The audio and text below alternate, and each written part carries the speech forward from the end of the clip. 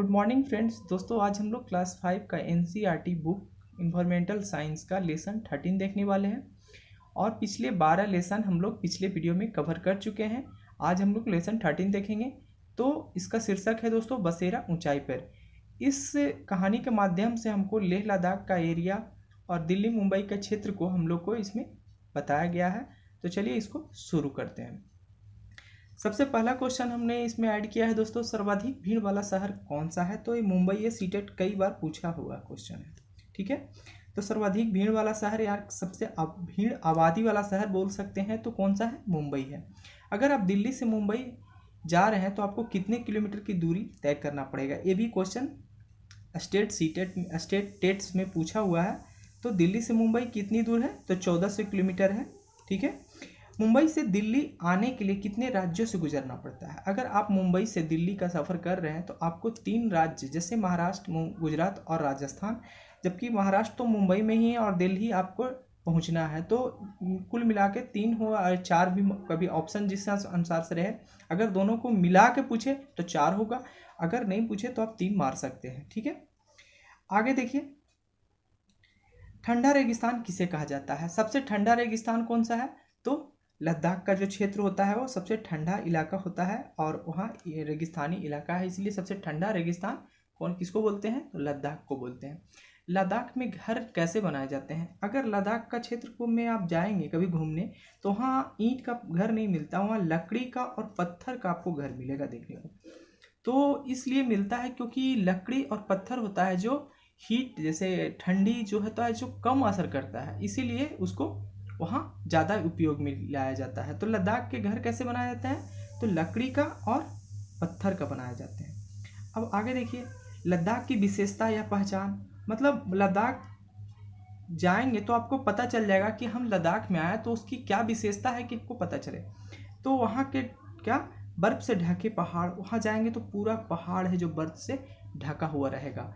ठंडी रेत, मतलब आपको जो रेगिस्तान मिलेगा वो प्योरली ठंडी वाला मिलेगा, ऐसा नहीं जो राजस्थान वाला आपको वहाँ मिलेगा।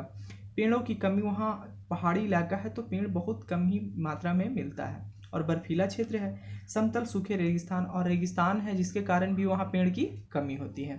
अब अगला देखिए, अगला पॉइंट मैंने ऐड किया है, लद्दाख में बारिश ही कम मात्रा में होती है। लद्दाख ऐसा क्षेत्र है जहाँ बारिश कम मात्रा में होती है जिसके कारण कम वर्षा वाला शहर के नाम से भी जाना जाता है। अब देखिए, आपको कई बार क्वेश्चन ये पूछा हुआ है कि सबसे कम बारिश वाला क्षेत्र कहाँ है, तो लेह लद्दाख का आप नाम सुने होंगे। तो वही सबसे कम बारिश कहाँ होती है, तो लेह और लद्दाख भी ऑप्शन में आए तो आप उसको टिक कर सकते हैं। तो इसके कारण कम वर्षा वाला शहर के नाम से भी लद्दाख फेमस है या प्रसिद्ध है। लद्दाख में लकड़ी का घर क्यों बनाए जाते हैं। देखिए, एक क्वेश्चन फिर रिपीट हो गया। तो लद्दाख में लकड़ी का घर इसलिए बनाते हैं क्योंकि वहाँ ठंड से बचा जाए। क्या, किससे बचा जाए, तो ठंड से आप बच सकें।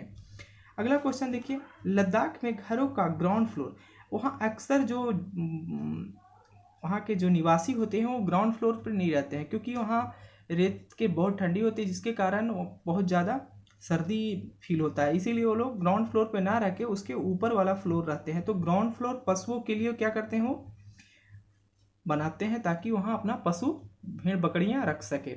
आगे देखिए, लद्दाख के घरों के छतों का प्रयोग किस काम के लिए किया जाता है।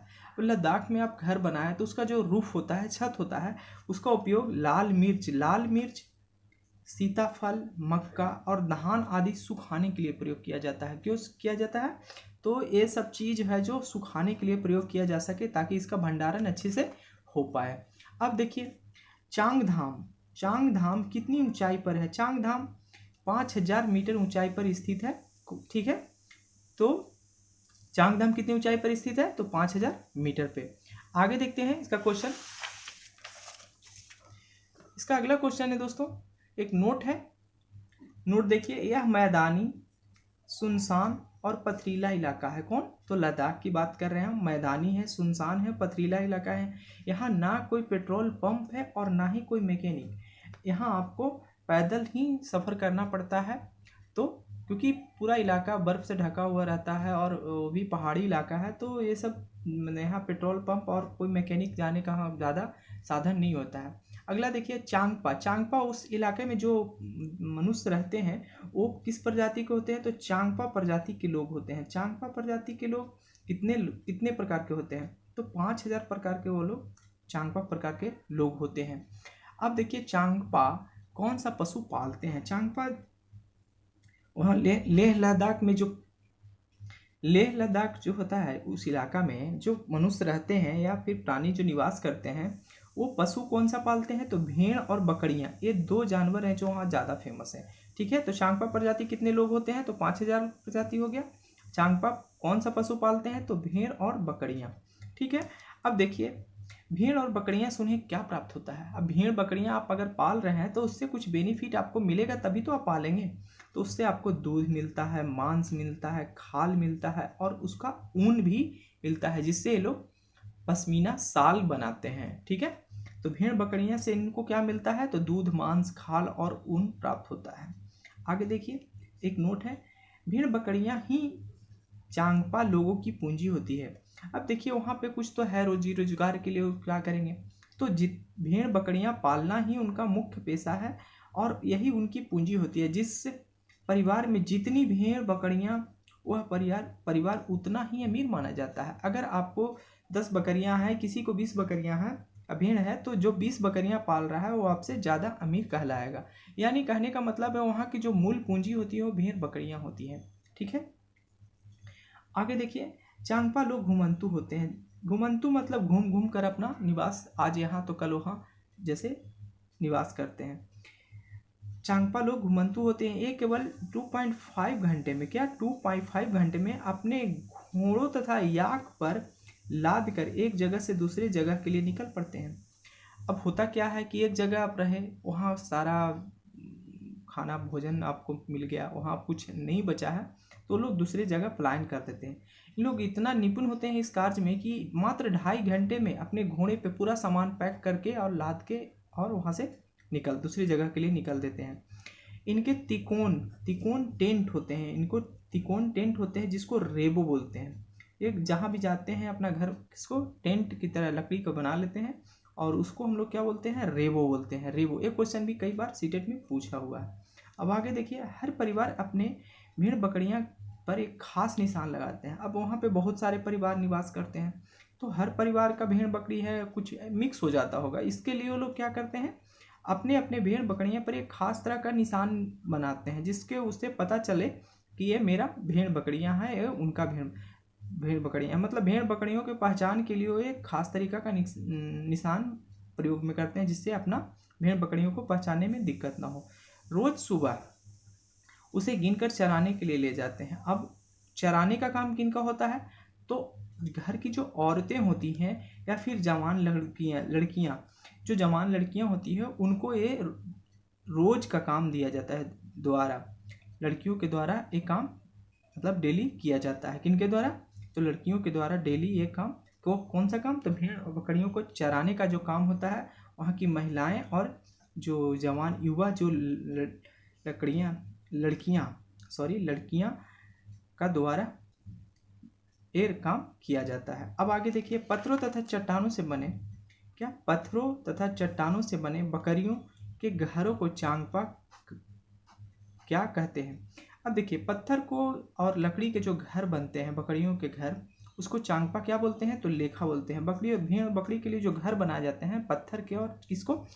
तो चट्टानों से बने जो घर होते हैं उसको क्या बोलते हैं चांगपा लोग? तो लेखा बोलते हैं। अब आगे देखिए अपना रोजगार के लिए लोग क्या क्या करते हैं उसके बारे में जानते हैं। पश्मीना शाल हम पीछे बात किए थे। पश्मीना शाल किससे बनता है? तो भेड़ और बकरियां के बाल से बनता है। किससे बनता है? तो भेड़ और बकरियां के बाल से पश्मीना शाल बनता है। पश्मीना शाल इतना गर्म होता है कि 6 स्वेटर अगर आप पहनते हैं तो आप एक पश्मीना शाल अगर ओढ़ लें तो वो उतना गर्मी देगा जितना आप 6 स्वेटर पहनेंगे। देखिए पश्मीना शाल 6 स्वेटर जितना गर्मी देता है, परंतु मोटा नहीं होता है। क्या होता है? पतला होता है। ठीक है, तो ये बहुत इंपॉर्टेंट है और सीटेट में कई बार पूछा हुआ है। दोस्तों जो दोस्त इस चैनल पे नए हैं उनसे रिक्वेस्ट है कि प्लीज़ इस चैनल को सब्सक्राइब कर लें और किसी प्रकार का आप सजेशन देना चाहते हैं तो प्लीज़ आप हमें कमेंट बॉक्स में कमेंट ज़रूर करें। आगे देखिए चांगधाम का तापमान सर्दियों में कितना चला जाता है? चांगधांग का तापमान कितना चला जाता है? तो 40 डिग्री -40 डिग्री टेम्परेचर तक चला जाता है। कहाँ? तो चांगधांग का टेम्परेचर। ठीक है।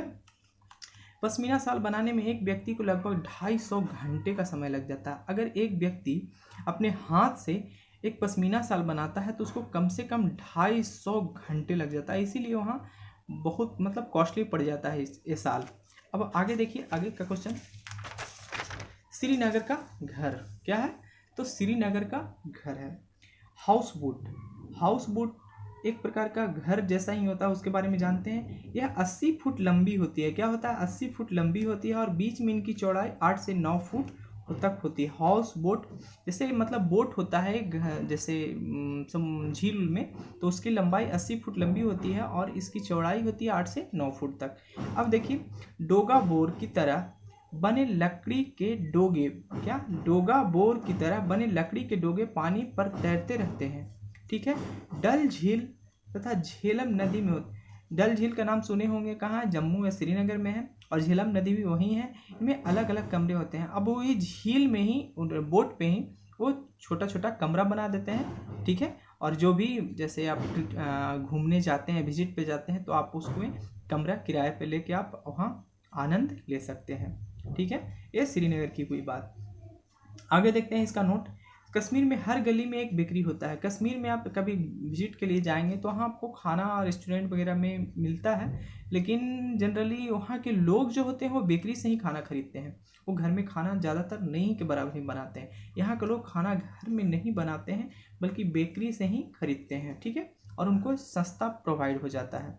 अब देखिए, लेसन 14 है, जब धरती कांपी। इसमें जब भूकंप का जो आया था गुजरात में, उसके बारे में इसमें पूरा कहानी के माध्यम से विवेचना किया गया है, तो उसके बारे में हम लोग जानते हैं।